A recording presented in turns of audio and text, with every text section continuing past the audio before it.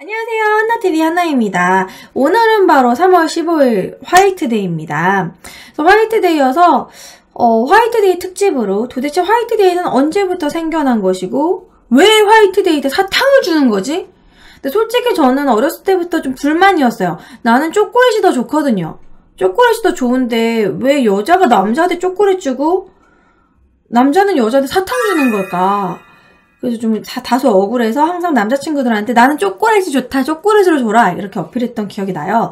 근데 그 중에서 어떤 남자친구는 안 돼! 화이트데이는 사탕이니까 무조건 사탕 받으라고 굳이 추파춥스를 줬던. 추파춥스는 맛있긴 한데 뭐 아무튼 화이트데이의 유래에 대해서 한번 알아보도록 하겠습니다. 화이트데이는요 전 세계가 기념하는 스타일은 아니에요. 사실 발렌타인데이도 우리나라나 중국이나 뭐 일본, 우리나라, 또 아시아 쪽만 좀 난리지 다른 나라는 발렌타인데이 때 카드를 준다던가 꼭 반드시 초콜릿을 주고 그러지는 않거든요. 화이트데이 역시 우리나라, 중국, 일본, 요 동아시아 쪽 요 나라만 난리야. 전 세계적으로 뭐 미국, 유럽 화이트데이 없어요. 안 해요. 그리고 서로 막 초콜릿을 주고 그런 거 없고, 그냥 발렌타인데이 그날에 동시에 줘요. 사실 중국도요, 발렌타인데이가 청러지에 뭐, 연인의 날 이래가지고, 그날, 이제, 여자에게 남자는 장미꽃을 주고, 남자는 여자한테 초콜릿을 주고, 그런 식으로 그냥 하루에 끝내요. 우리나라도 하루에 끝내는 것도 나쁘지 않은데? 그냥, 딱! 그치만 우리나라는 예전부터 전통적으로 2월 14일에 발렌타인데이에 여자가 이제 고백을 하면, 남자가 3월 15일에 사탕으로 답하는 요렇게 돼버렸죠. 그럼 화이트데이가 대체 언제부터 생겨났는지 두 가지 유래에 대해서 있습니다. 두 가지 설이 있어요. 유래에 대해서. 첫 번째는 가장 유명한 건 바로 역시 일본이죠. 일본이 발렌타인데이도 초콜릿을 주자 이것도 일본에서 만들어진 거예요. 바로 요 밀크 카라멜로 유명한 우리나라가 요거 똑같이 만들어서 만든 거예요. 이게 사실 원조는 모리나가 밀크 카라멜입니다. 이게 더 맛있긴 해요. 원조니까요. 이 모리나가 제가는 밀크 카라멜뿐만 아니라 초콜릿, 뭐 과자 이런 걸로 유명한 모리나가 제가라는 회사가 있는데요. 전범 기업이죠. 역시 2차 세계대전에 이런 식량 그런 같은 음식 같은 보급품을 댔던 어쨌든 이 모리나가 제가에서 1958년 그때 최고의 마케팅을 하게 됩니다. 일본 같은 경우는 우리나라보다도 훨씬 더 보수적인 면이 있어서요. 여자가 더 여자답고 진짜 무릎 꿇고 하이 오이시 진짜 막 고분고분하고 말투 자체도 그렇잖아요. 남자는 요시 잭쇼 뭐 이러고 막 그러고요. 고백을 여자가 먼저 한다는 건 있을 수 없는 일이었대요. 남자가 먼저 사귀자고 하고.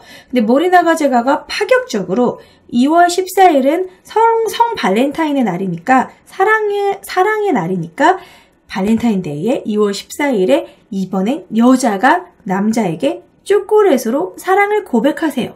이러한 카피 문구가 엄청나게 히트를 쳤고 1958년에 그래서 1960년대에 발렌타인데이로 인해서 이 모리나가 제가의 초콜릿 그 판매량이 엄청나게 증가했고 1년 초콜릿 판매량의 절반 이상이 거의 많게는 7, 80%가 발렌타인데이에 팔려나갔다고 합니다. 그래서 대박을 냈어요. 아무튼 그러니까 주변의 제과들이 모리나가 제가 부럽다. 우리도 뭔가 이런 히트 카피 뭐 광고 없을까? 이렇게 막 고민을 했겠죠. 그럴 때 바로 마시멜로우 회사에서 마시멜로우는 잘 안 팔렸대요. 이런 초콜릿이나 사탕보다. 그래서 마시멜로우 회사에서 마시멜로우를 잘 팔 수 있는 방법이 없을까 해서 1970년대에 이 마시멜로우 회사에서 바로 만들었던 거죠. 이 마시멜로우 회사에서 이 마시멜로우가 지금 핑크도 있지만 마시멜로우는 원래 거의 흰색이거든요. 그래서 이 마시멜로우를 여자들이 이번에는 마시멜로우를 남자한테 주면서 고백하자. 이래가지고 3월 14일에 어거지로 화이트데이를 만든 거예요. 2월 14일, 3월 14일 세트로. 그래서 이 마시멜로우 색깔이 하얀색이다. 그래서 화이트데이가 됐다라는 설이 있습니다.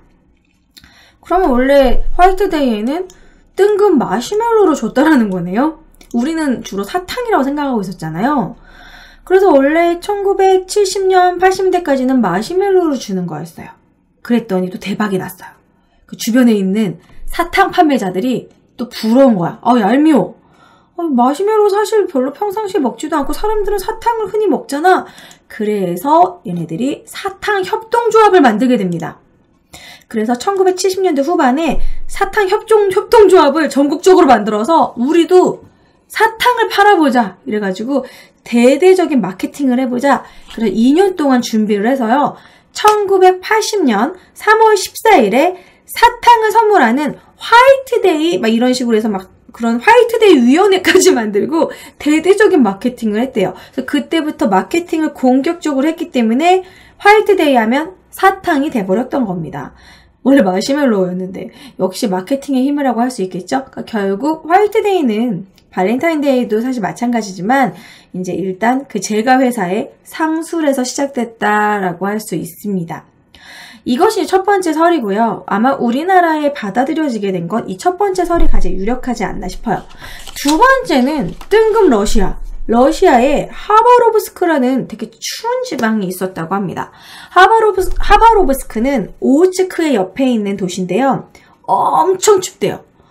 지금도 우리나라 겨울에 추운데 러시아는 훨씬 더 위쪽에 있잖아. 북한 위쪽에. 그래서 겨울엔 너무 추워서 외출 금지. 밖에 나가면 얼어 죽어. 그래서 외출을 못하고 겨울 내에 집에서만 거의 생활을 했대요. 그러다가 이제 3월이 되면은 이제 그제서야 외출을 할 수 있기 때문에 3월에 드디어 외출을 할 수 있다라는 그런 하나의 축제, 축하 파티라는 쿠라다라는 봄 축하 파티, 봄을 이렇게 맞아들이는 그러한 이벤트, 축하 파티가 있었다고 하는데 이런 쿠라다 축제가 있었는데 한 청년이 이 쿠라다 축제를 하고 집에 가다가 웃으면 안 되는 대목인데 안타깝게도 그 추위에 사망하게 된 거예요. 얼어 죽게 된 거예요. 그래서 그러한 사건이 벌어져서 사람들이 그 사건을 보면서 몸을 녹여줄 보드카 한 병만 있었어도 죽지 않았을 텐데. 그러니까 그 러시아 사람들은 너무 추우니까 추울 때는 술을 먹는데요. 술을 먹으면 보드카를 먹으면 진짜 이렇게 그런 보드카를 먹잖아요. 목이 뜨거워지면서 몸이 후끈 달아오릅니다. 술 기운이 오르면서. 그래서 좀 추위를 이길 수 있을 텐데 저 청년이 보드카 하나만 있었어도 이런 식으로 얘기하면서 그때부터 이 쿠라다 축제 때 그때부터는 보드카를 주고받는 풍습이 생겼대요. 근데 이 보드카가 제일 우리나라에서 유명한 게 이제 앱솔루트 보드카죠. 보드카 색깔이 투명해요. 이 투명한 색이 하얀 투명한 색이다 해가지고 여기서 화이트가 나와서 화이트데이가 됐다라는 설도 있습니다. 하지만 러시아에서는 화이트데이에 사탕을 주거나 요즘에 막 보드카를 준다던가 대대적인 그런 풍습이 지금은 행해지지 않고 있어요. 제가 러시아에서 온 분한테 물어봤는데 모르겠대요. 그런 걸 보면 이 러시아의 화이트데이가 우리나라에 온 건 아닌 것 같다라는 생각이 드네요. 결과적으로 화이트데이는 상술, 아주 그냥 결국 철저히 일본에서 만들어진 상업적으로 만들어진 상술로 인해서 퍼트러진 것이다라고 볼 수 있고 실제로 화이트데이를 이렇게 화이트데이를 챙기는 나라는 우리나라, 일본 그리고 중국도 거의 발렌타인데이 때 서로 주고서 끝내고 대만만 챙긴다라는 겁니다. 그래서 아주 극소수의 이 아시아의 세 나라만 챙기는 걸 보면 일본에서 건너와서 영향을 받은 것 같다는 생각이 들어요.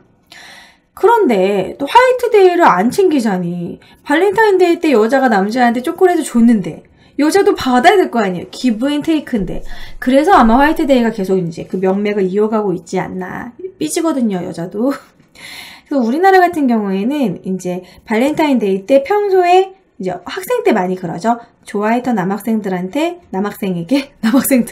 저 같은 경우는 여러 명 줬어요. 예. 남학생에게 이렇게 초콜릿을 줬어요. 그러면 한 달을 기다리죠. 그래서 그 남학생이 만약에 사탕을 담례로 주면 그 남학생도 나한테 마음이 있다는 거고 사탕 안 주고 쌩까면 그냥 우리의 사랑은 끝난 거죠. 하지만 이런 경우도 있었어요. 남자가 줬어요. 저한테 중학교 때인가 사탕을 줘서 얘도 날 좋아하나 했더니 편지를 읽어봤더니 그냥 의리상 사탕은 준다. 하지만 너와는 사귈 수 없어.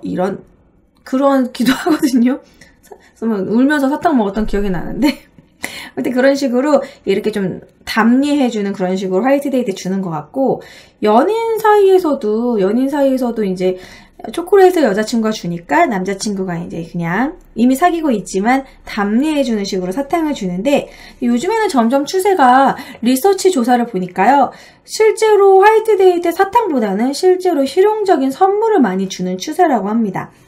그리고 사탕보다는 여자들이 이제 다이어트 한다 뭐 이러면서 사탕보다는 마카롱, 여자들이 좀 좋아하는 마카롱이나 그런 좀 맛있는 좀 특이한 케이크 이런 것들을 주면서 선물과 같이 주죠. 뭐 귀걸이, 목걸이 같은 장신구라던가, 여자친구가 평소에 좋아했던 옷이라던가, 뭐 구두라던가, 뭐 향수, 뭐 이런 식으로 주로 선물을 많이 주더라고요. 그리고 발렌타인데이 때도 반드시 남자친구한테 초콜릿을 주기보다는 초콜릿은 그냥 형식적으로 페레로로시 한 줄 정도 주고 편지 쓰고 시계를 선물한다던가 남자친구한테 지갑을 선물해 준다던가 이런 식으로 좀 실용적인 추세로 바뀌지 않았나 싶습니다. 실제로 최근에 한 설문조사에서 나온 화이트데이에 가장 받기 싫은 선물 1위가 뭔지 아세요? 여러분 1위가 커다란 사탕 바구니가 1위라고 합니다. 근데 저도 받아보긴 했는데 순간은 기분이 좋지만 나중에 처분이 힘들어요. 그 바구니 결국 버려야 되고, 그리고 사탕 바구니가 좀 상술인 게 좀 겉에만 이렇게 좀 사탕이 있고 안에는 쓸데없는 중국 인형, 안 예쁜 인형이 그 안에 들어가 있다던가, 이상한 사탕, 맛없는 사탕이 안에 좀 들어있고 맛있는 사탕만 겉으로 이렇게 해놨다던가 좀 실속 없는 경우가 많거든요. 그래서 1위가 사탕 바구니고요. 2위가 뭔지 아십니까? 2위는 큰 인형, 큰 곰인형. 그러니까 처분이 곤란하고 실용적이지 않은 선물은 점점 요즘에는 싫어하는 추세고요. 오히려 그냥 백화점 상품권이라던가 실제 평상시에 사용하는 그런 장신구, 좋아하는 물건들 이런 것들을 그냥 실용적으로 선물해주는 그런 추세로 바뀌었다고 하네요. 어쨌든 남자분들 참고하시고요. 커다란 사탕 바구니, 인형 자제하시고요. 자, 아무튼 오늘은 화이트데이 유래에 대해서 알아봤습니다. 어쨌든 화이트데이는 이러한 상술이니까요. 우리가 막 커다란 사탕 이런 거 주기보다는 사탕을 그냥 이렇게 귀엽게 주고, 중요한 거는 어머니한테 사탕을 먼저 드리는 게 더 중요하지 않나. 저희 아버지 매년 발렌타인데이 때 초콜릿 안 드리면 삐지시거든요. 부모님 먼저 챙겨드리고, 뭐 여자친구, 남자친구들한테는 이제 실용적인 선물을 사주고, 그런 서로 이렇게 좀 주고받는 훈훈한 그런 이벤트 날이 되었으면 합니다. 자, 오늘은 화이트데이의 유래와 요즘 화이트데이의 추세에 대해서 알아봤습니다. 다음 시간에도 재밌는 주제로 여러분들 찾아뵙도록 할게요. 안녕!